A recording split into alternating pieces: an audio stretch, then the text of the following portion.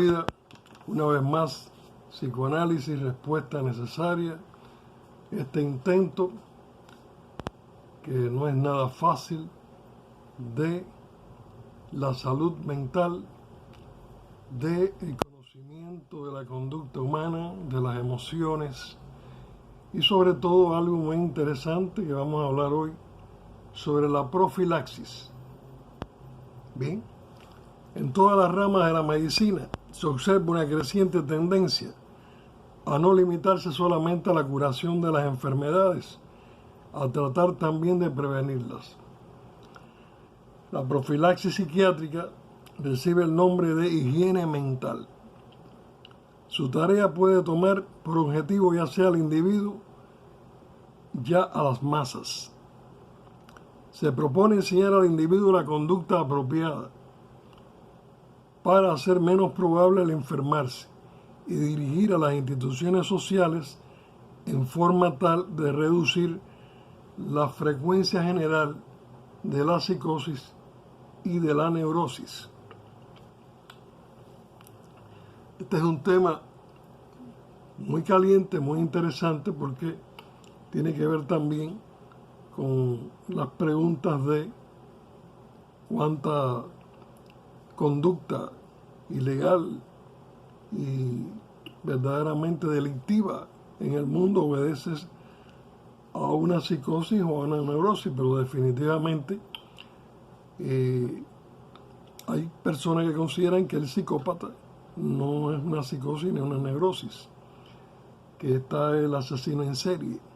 En fin, están muchísimas cuestiones como la pedofilia. Hay miles y miles de enfermedades mentales aparte de la psicosis y la neurosis. Seguimos. Dado que el psicoanálisis ha conducido a la comprensión científica de lo que realmente ocurre en la neurosis, eso es a lo que se ha ocupado el psicoanálisis, lo que ocurre en la neurosis de cada individuo. ¿Ok?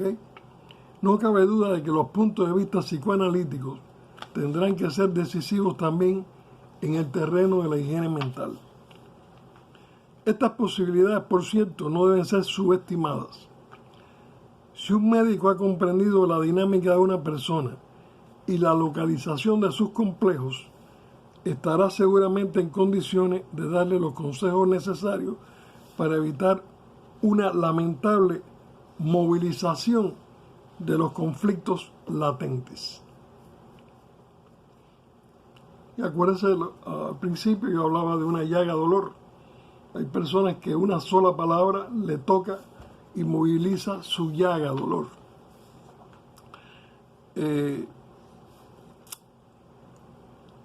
Bien, estas posibilidades, por cierto, no deben ser subestimadas. Bien, pero no conviene tampoco abrigar excesivas esperanzas en cuanto a la higiene mental, especialmente en lo que se refiere al segundo objetivo de la misma, que es la profilaxis general. El elemento decisivo de la profilaxis general debería ser una correcta crianza y educación de los niños. El elemento decisivo de la profilaxis, amigos de la vida en general, debería ser una correcta crianza y educación de los niños. Por eso el psicoanálisis insiste en que mientras menos horas madre adecuadas y mientras menos horas padre adecuadas o ausencia de uno de ambos, bien, es verdaderamente necesaria. La base de la neurosis son los conflictos neuróticos. Y estos conflictos neuróticos surgen en la infancia, entre los impulsos instintivos y el temor a los peligros vinculados al hecho de ceder a dichos impulsos. ¿Okay? Cuando niños no es lo mismo manejar una agresividad, un impulso. En la prensa diariamente estamos viendo algo que no se repetía tanto. Yo leo diariamente una cantidad de muchachos adolescentes hasta de 10 años, de 10, 11, 12, 13 años, apuñalando repetidamente a la madre, a la abuela y sobre todo al padre también. Entonces es algo bien necesario de estudiar y de entender dentro de la psicología individual. Esos niños no pudieron controlar sus impulsos. Se supone que nosotros podamos arribar a la madurez para cuando tenemos ira, cuando tenemos impulsos agresivos, podamos saber contenerlos y podamos saber canalizarlos, que es como decimos en psicoanálisis. Ahora bien, tienen los educadores, esa cantidad de maestros, la posibilidad de evitar o reducir los conflictos patógenos en los niños. La idea de que los instintos pueden ser peligrosos no es posible, por cierto, evitarla. El proceder de acuerdo con los instintos puede ser a veces realmente peligroso. Ningún ser humano puede vivir de acuerdo con el principio de placer, haciendo en todo momento simplemente aquello que le da la gana. La experiencia se encarga de enseñar a todos los niños, incluso con prescindencia de toda medida educativa, que semejante conducta no es razonable. Si el niño come toda la cantidad de golosinas que le agrada, tendrá un dolor de estómago. Si da un manotón a un hermoso fuego que le atrae, se quema. Si atormenta a los que le rodean, le harán lo mismo a su vez. De esta manera, una vida regida por los impulsos del momento es transformada lentamente en una vida regida por la razón. El principio de realidad se afirma mediante experiencias de que el placer inmediato se vincula a un dolor también inmediato o mediato, a lo que más tarde se agregan también experiencias que establecen la conexión entre sucesos originariamente dolorosos y recompensas placenteras. En este proceso puede prestar utilidad, por cierto, la educación. Para la asimilación del principio de realidad no es necesario pasar realmente por la dolorosa experiencia de quemarse. Lo que debe hacer la educación es, anticipando en una pequeña medida los dolores, ayudar a los niños, ayudarlos a soportar el displacer y las tensiones. Nadie sabe cómo se comportaría un niño sin ninguna educación, es decir, si los inevitables choques con la realidad serían suficientes o no para desarrollar en él una conducta razonable. Pero de una cosa estamos seguros, y es que en la práctica la educación exige a todos los niños algo más que una conducta razonable, y que engendrando temores artificiales a los impulsos, exagerando el principio de realidad, la educación se convierte a menudo en un obstáculo para la razón. Prácticamente lo que se exige del niño no es solamente sociabilidad, sino una sociabilidad limitada en un sentido determinado, es decir, una adaptación a las condiciones del presente. Una sociedad de individuos que se comportaran en materia instintiva como lo harían niños de 2 años sería, por cierto, absolutamente imposible. Lo único dudoso es si un niño de 2 años que no ha recibido ninguna educación llegaría a cambiar alguna vez su conducta. Resulta claro de este modo en qué consisten los peligros de la educación. El principio de realidad te dice: no cedas a tus instintos si estos son peligrosos. Ahora bien, la educación puede dar al niño la sensación de que todos los instintos, o al menos una cantidad exageradamente grande de ellos, son peligrosos. Uno oye decir que la sexualidad del niño, si no es reprimida, conduce a cosas peligrosas. Y es verdad que una sexualidad no regulada puede ignorar las necesidades de la pareja. Pero este no es el único peligro. La experiencia demuestra que los instintos insatisfechos son mucho más difíciles de dominar y mucho más peligrosos que aquellos que ocasionalmente son satisfechos. Las personas cuya sexualidad no hubiera sido de ningún modo refrenada no manifestarían inclinación a un constante comercio sexual. Solo periódicamente sentirían tal deseo y en los intervalos se sentirían satisfechos. Si la sexualidad actual parece tan a menudo ávida, antisocial y en consecuencia peligrosa, ello se debe a la previa represión del sexo. Algunas personas creen que un niño que no refrene su sexualidad no llegará a ser útil a la sociedad.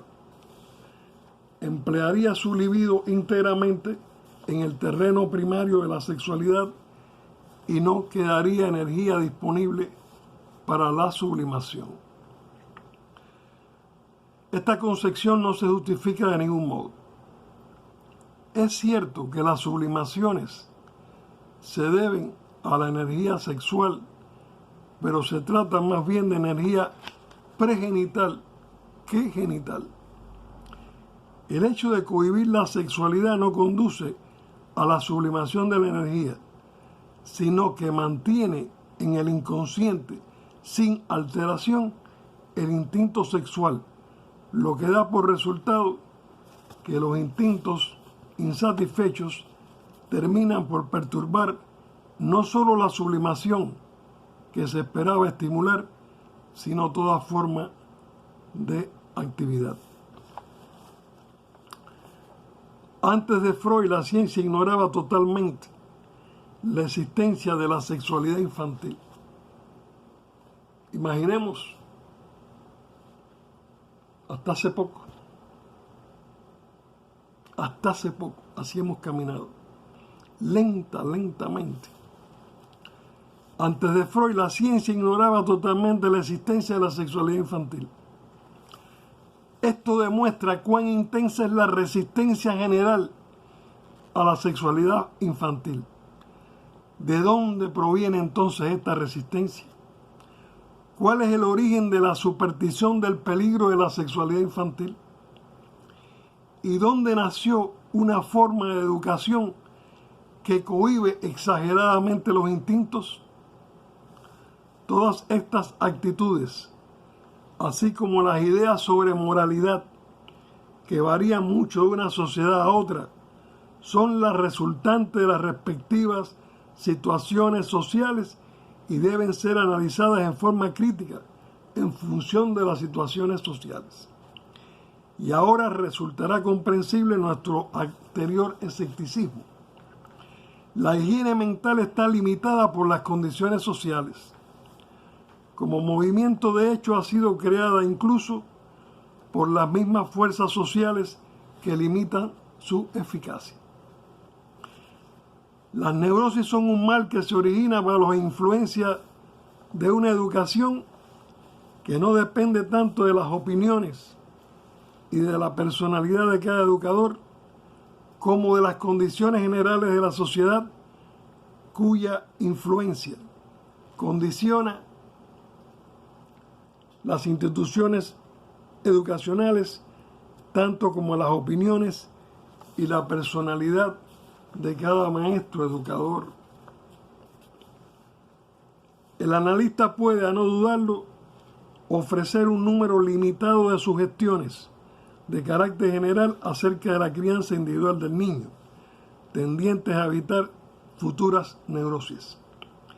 En lo posible, deberán evitarse las advertencias innecesarias acerca de las pulsiones instintivas, así como habrá que evitar también en todo lo posible innecesarias excitaciones externas de carácter intenso que lleven las exigencias instintivas a un grado de intensidad mayor que la natural. Se puede afirmar que 1. Conviene evitar que los niños sean testigos de escenas de carácter sexual entre mayores. 2. Conviene reducir en lo posible las seducciones de parte de mayores o de niños de más edad. 3. Conviene evitar las amenazas directas de castración. 4. Conviene ejercitar a los niños los hábitos de limpieza en una forma apropiada, ni demasiado temprano ni demasiado tarde, ni en forma demasiado estricta ni demasiado emocional. 5. Es conveniente preparar a los niños con bastante tiempo para los acontecimientos extraordinarios, pero inevitables, tales como el nacimiento de un hermanito, una operación, etc. 6. Es mejor comprender las necesidades del niño en vez de usar normas rígidas de disciplina. Bien, este es un video muy necesario, muy interesante, que nos llena de preguntas. Por eso nos llamamos psicoanálisis, respuesta necesaria, porque estamos llenos de preguntas. Hagamos preguntas.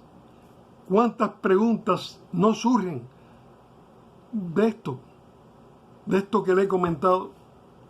Infinidad de preguntas. No creo que haya padre, madre, tutor, tutora, maestra, no sé, dirigente político, que no se pueda hacer muchas preguntas con lo que hemos leído hasta ahora. Vamos a dejarlo hasta aquí y vamos a seguir en esto tan interesante como es la higiene mental. Amigos de la vida, seguimos en esta batalla. Vamos aprendiendo paso a paso, disciplinadamente apurado, pero con la mejor de las intenciones, porque todo esto es complicado, todo esto da pie a muchas preguntas. Aquí se tocan muchas llagas de dolor. Ningún padre quiere que se le señale, nadie quiere que se le señale el más mínimo error. Hay una personalidad siempre defensiva y el niño necesita una higiene mental. Si queremos que nuestros hijos de verdad relativamente sean mejores que nosotros, tenemos que ser nosotros los que lo ayudemos a eso. Seguimos.